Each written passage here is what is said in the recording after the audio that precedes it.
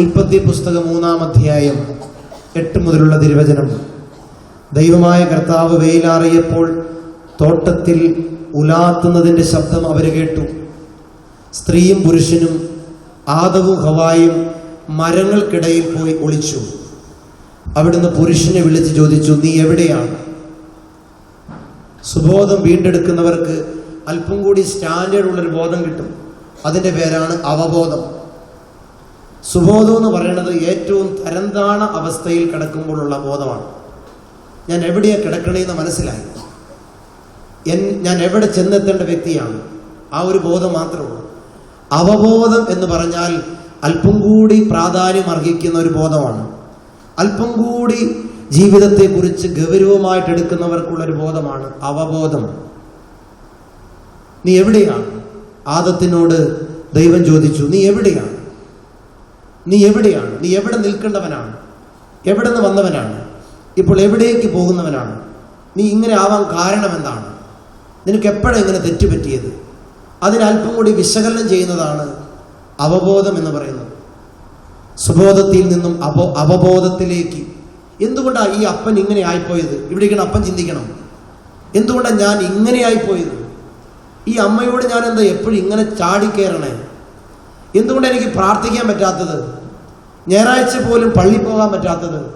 എന്തുകൊണ്ടാണ് ഞാൻ ഇങ്ങനെ ചിന്തിക്കണത് എന്ന് മനസ്സിലാക്കുകയും അത് തിരുത്താനുള്ള ശ്രമം എടുക്കുകയും ചെയ്യുന്നതാണ് അവബോധം. ഒക്കെ പറയും ഹല്ലേലൂയ, ഹല്ലേലൂയ, ഹല്ലേലൂയ, ഹല്ലേലൂയ എന്ന് മാത്രമല്ല, ചെയ്യുന്നതൊക്കെ ചെയ്യേണ്ട പോലെ ചെയ്യുന്നതാണ് അവബോധം. സത്യത്തിൽ നമ്മൾ സ്നേഹിക്കുന്നു എന്ന് പറയുമ്പോഴും സ്നേഹിക്കുന്നില്ല, നമ്മൾ ചുംബിക്കുന്നു എന്ന് പറയുമ്പോഴും ചുംബിക്കുന്നില്ല, പ്രാർത്ഥിക്കുന്നു എന്ന് പറയുമ്പോഴും പ്രാർത്ഥിക്കുന്നില്ല. നമ്മൾ ഭക്ഷണം വെക്കുന്നുണ്ടെങ്കിൽ ശരിക്കത് വെക്കുന്നില്ല. നമ്മൾ കഞ്ഞിയും കറിയും അപ്പന് കൊടുക്കുന്നുണ്ടെങ്കിലും അത് ശരിക്കും ഭക്ഷണമായി അന്നമായി മാറുന്നില്ല. നമ്മൾ കൊടുക്കുന്നത് ശരിക്കും അറിഞ്ഞല്ല കൊടുക്കുന്നത്. ചെയ്യുന്ന കാര്യം അത് അറിഞ്ഞ് ചെയ്യുന്നതാണ്. ഇവിടെ ഞാൻ പ്രസംഗിച്ചുകൊണ്ടിരിക്കുകയാണ്, എനിക്ക് എന്തെങ്കിലും ഇങ്ങനെ വിളിച്ചു പോവാം, അതല്ല പറയുന്നത്. എനിക്ക് മനസ്സിലാക്കി പറയാം, എൻ്റെ ഹൃദയത്തിൽ നിന്ന് പറയാം. അത് ആത്മാക്കളുടെ രക്ഷയെ പ്രതി, ദൈവസ്നേഹത്തെ പ്രതി പറയാം. അല്ലാതെ തൊഴിൽ പോലെയും പറയാം. എവിടെ നിന്ന് കേട്ടത് പറയും, നല്ല കുത്തി കുറിച്ചിട്ട് തൊഴിലാളി പറയണ പോലെ പറയാം. അതിന് പ്രത്യേകിച്ച് ഒരു ആത്മാവോ സ്നേഹമോ വേണമെന്നില്ല. അതൊരു തൊഴിൽ പോലെ ഇരിക്കും. അപ്പന് വെള്ളം കൊടുക്കുന്നത് പോലും ജോലിയായി മാറും സ്നേഹമില്ലെങ്കിൽ. അത് ചെടിക്ക് വെള്ളം ഒഴിക്കണ പോലെയാ. ഒരു തുണി അലക്കുമ്പോൾ പോലും തുണി അലക്കണ പോലെ അലക്കണം. ഒരു പാത്രം നീട്ടുമ്പോൾ പോലും അങ്ങനെ ചെയ്യണം. ഇവിടെയുള്ള പ്രേക്ഷിത സഹോദരങ്ങളോട് ഞങ്ങൾ പറയാറുണ്ട്, ഒരു കുമ്പസാര കൂട് ഇടുമ്പോൾ പോലും നിന്റെ ഉള്ളിൽ ദൈവവിചാരം വരണം. എന്താ? അനേക മക്കളുടെ പാപങ്ങൾ മോചിക്കാൻ ഈ ഒരു കൂടിന് ഒരു കാരണമായിട്ട് ഇത് മാറുന്നുണ്ട്, സഹായിയായിട്ട് മാറുന്നുണ്ട്. നീ ദൈവത്തെ ആശ്വസിപ്പിക്കുകയാണ് അതിലൂടെ ചെയ്യുന്നത്. ഒരു കുമ്പസാര കൂട് എടുത്തിടുമ്പോഴും ഒരു കസേര അച്ഛനിരിക്കാൻ ഇട്ട് കൊടുക്കുമ്പോഴും ഈ ഫ്ലോർ അടിക്കുമ്പോഴും തൂക്കുമ്പോഴൊക്കെ നമ്മൾ ദൈവത്തെ ആശ്വസിപ്പിക്കുകയാണ്. അനേക മക്കൾ ഇവിടെ വന്ന് പ്രാർത്ഥിച്ച് ദൈവാനുഗ്രഹം പ്രാപിക്കാൻ നമ്മൾ അതിനുവേണ്ടി ഒരുക്കുകയാണ്. ഇന്നലെ രാത്രി അനേകർ ഇവിടെ നിന്ന് പണിയെടുത്തു. ഇവിടുത്തെ പ്രേക്ഷിത സഹോദരങ്ങൾ ഇവിടെ എല്ലാം പൊടിയെടുത്ത് പണിയെടുക്കുന്നുണ്ട്. അവരെല്ലാം അടിച്ച് തൂത്ത് വൃത്തിയാക്കി. സത്യത്തിൽ നമ്മൾക്കത് തൊഴിൽ പോലെ ചെയ്യാം, അറിഞ്ഞു ചെയ്യാം. ഉറക്കെ പറ ഹല്ലേലൂയ. ഒരു ഗുരു തൻ്റെ പൂന്തോട്ടത്തിൽ ഇരുന്ന് ധ്യാനിച്ചുകൊണ്ടിരിക്കുന്ന സമയത്ത് ഒരു മോഷ്ടാവ് വീട്ടിൽ മോഷ്ടിക്കാൻ കയറണ കണ്ടു. ഗുരു കണ്ടു. അവനെ തിരിച്ചു വിളിച്ചിട്ട് പറഞ്ഞു, മോഷ്ടിക്കുമ്പോൾ നീ മോഷ്ടിക്കണം. മോഷ്ടിക്കുമ്പോൾ നീ മോഷ്ടിക്കുക തന്നെ ചെയ്യണം, അറിഞ്ഞ് മോഷ്ടിക്കണം. ഏറെ നാളുകൾ കഴിഞ്ഞപ്പോ ഇവനൊരു പീഡികത്തിണ്ടയിലിരിക്കണ കണ്ടു. ഗുരു ചെന്ത് പറ്റിയിട്ട് എന്താ ഇവിടെ ഇരിക്കണേ? അവൻ പറയാ, ഗുരു എൻ്റെ ജീവിതം കുട്ടിച്ചോറാക്കി. മോഷ്ടിക്കുമ്പോൾ അറിഞ്ഞ് മോഷ്ടിക്കണമെന്ന് പറഞ്ഞില്ലേ, അറിഞ്ഞ് മോഷ്ടിക്കാൻ തുടങ്ങിയപ്പോൾ എനിക്ക് മോഷ്ടിക്കാൻ പറ്റണില്ല. അപ്പനെ അമ്മേനെ വഴക്ക് പറയുന്നവർ അറിഞ്ഞ് വഴക്ക് പറയണം. പിന്നെ നിങ്ങൾക്ക് പറയാൻ പറ്റില്ല. ഈ നമ്മളിങ്ങെന്തോ വിളിച്ചു പോവാ, ഒരു ബോധമില്ലാണ്ട് പറയണോണ്ടാ. ബോധം ഉണ്ടെങ്കിൽ നമുക്കങ്ങനെ പറയാൻ പറ്റില്ല. ഈ അവബോധമാണ് നമുക്ക് വേണ്ടത്. അവബോധത്തോടെ ഒരു കാര്യം ചെയ്യുമ്പോൾ നമ്മൾ വളരെ ശ്രദ്ധിക്കും. നമ്മൾ ഓരോ വാക്കും അളന്നു തൂക്കി പറയും. വീട്ടിലെ ജോലി കഴിഞ്ഞ് വീട്ടിലേക്ക് കയറി വരുന്ന ഭർത്താവിനെ സ്വീകരിക്കാൻ ഭാര്യ കാത്തിരിക്കും. ഉടുക്കേണ്ട സാരിയുടെ ഡിസൈൻ പോലും ചിന്തിക്കും. വരുമ്പോൾ ആദ്യം എന്ത് വാക്ക് പറയണമെന്ന് ചിന്തിക്കും. ചായ എങ്ങനെ കൊടുക്കണം, കപ്പും സോസറി കൊടുക്കണോ ചിരിഗ്ലാസി കൊടുക്കണോ എന്ന് പോലും ഭാര്യ ചിന്തിക്കേണ്ടി വരും. മനസ്സിലായ? ഇങ്ങനെയൊക്കെ നിങ്ങൾ ചിന്തിക്കാറുണ്ടോ? ഇന്ന് ഒട്ടും ഹോംവർക്ക് വേണ്ടാത്തൊരു കാര്യം കുടുംബജീവിതം. വണ്ടി എങ്ങനെയെങ്കിലൊക്കെ അങ്ങോട്ട് പൊക്കോളൂ വെച്ചാൽ അങ്ങനെ പലരും തള്ളി നീക്കിക്കൊണ്ടിരിക്കുക. അങ്ങനെ അധിക നാൾ നീളൂല. നല്ല ഭാര്യയാകാൻ ഹോംവർക്ക് ചെയ്യണം. ഭർത്താവിൻ്റെ ഇഷ്ടങ്ങൾ കടലാസിൽ കുറിച്ചെടുത്ത് പ്രാർത്ഥിക്കണം. ഇതൊക്കെയാണ് എൻ്റെ ഭർത്താവിൻ്റെ ഇഷ്ടങ്ങൾ. കർത്താവേ, നീ ആഗ്രഹിക്കുന്നതാണെങ്കിൽ ഇതിനു വേണ്ടി എന്നെ ഒരുക്കണം. അവബോധത്തോടെ ചെയ്യണം. ഭർത്താവിന് ഇങ്ങനെ പറയണത് ഇഷ്ടമല്ല എന്നറിയാം, പറഞ്ഞ തൊഴി ഉറപ്പാണെന്നറിയാം, എന്നിട്ട് പോയി അങ്ങനെ തന്നെ പറയും, തൊഴി മേടിക്കുകയും ചെയ്യും. ഇതാരുടെ കുറ്റം? ഈ കറി ഇഷ്ടമല്ല എന്ന് പലവട്ടം വിളമ്പിയിട്ടുണ്ട്, എന്നിട്ട് ഈ കറി തന്നെ കൂടെ വിളമ്പും, തൊഴി മേടിക്കും. ആരുടെ കുഴപ്പം? അതിന് അച്ഛൻ തല കൈ പിടിക്കേണ്ട കാര്യമില്ല. തല കൈ വെക്കേണ്ടത് ഭാര്യയുടെയാണ്. മനസ്സിലായോ? ബോധം കിട്ടാൻ വേണ്ടിയിട്ട്. ഹല്ലേലൂയ. ഉറക്കെ പറ ഹല്ലേലൂയ. ഈ അവബോധത്തോടെ ചെയ്യണം. അവബോധത്തോടെ വിളമ്പണം. അവബോധത്തോടെ കഞ്ഞി വെക്കണം. അവബോധത്തോടെ ഓരോ കാര്യങ്ങൾ അറിഞ്ഞു ചെയ്യണം. അപ്പൊ പലതും ചെയ്യാതെ വരും, പലതും മനോഹരമായിട്ട് ചെയ്യും. ഉറക്കെ പറയും ഹല്ലേലൂയ. വീട് വൃത്തിയായി കിടക്കണമെന്നത് ഭർത്താവിന്റെ ആഗ്രഹം. എന്നിട്ട് നിങ്ങൾ വൃത്തിയാക്കിയിട്ടില്ല, എന്താ കുഴപ്പം? അവബോധമില്ല. പലവട്ടം പറഞ്ഞിട്ടുണ്ട് 2 നേരം നീ കുളിക്കണമെന്ന്. കുളിക്കാത്തതിന്റെ കാരണം അവബോധമില്ല. ഹല്ലേലൂയ. ഭർത്താവ് പറഞ്ഞിട്ട് ഈ സാരി നീ മേലിൽ എടുത്തേക്കരുതെന്ന്, വീണ്ടും ചേച്ചി അത് തന്നെ എടുക്കും. അവബോധമില്ല. മക്കള് ക്ലാസ് കഴിഞ്ഞ് വരുമ്പോൾ അവരെ കാത്തിരിക്കണം. അവബോധം വേണം.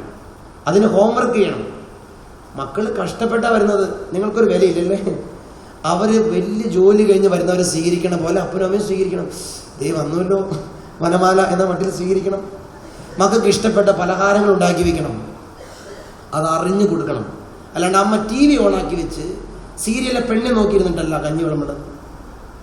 അത് ബോധമില്ലായ്മയാണ്. വെറുതെ അല്ല കുട്ടി പറഞ്ഞത് അടുത്ത ജന്മത്തിൽ TV ആയാൽ മതി. കാരണം അപ്പനും അമ്മയും കൂടുതൽ നോക്കുന്നത് TV ആണ്. ഇതെല്ലാം അടച്ചു വെച്ച് ആ സമയം എൻ്റെ മകന് മകൾക്ക് വേണ്ടി മാത്രം മാറ്റിവെക്കണം അമ്മ. അതൊരു ഹോംവർക്കാണത്. അവബോധമുള്ളവർക്ക് മാത്രമേ ഇങ്ങനെ ഹോംവർക്ക് ചെയ്യാൻ പറ്റൂ.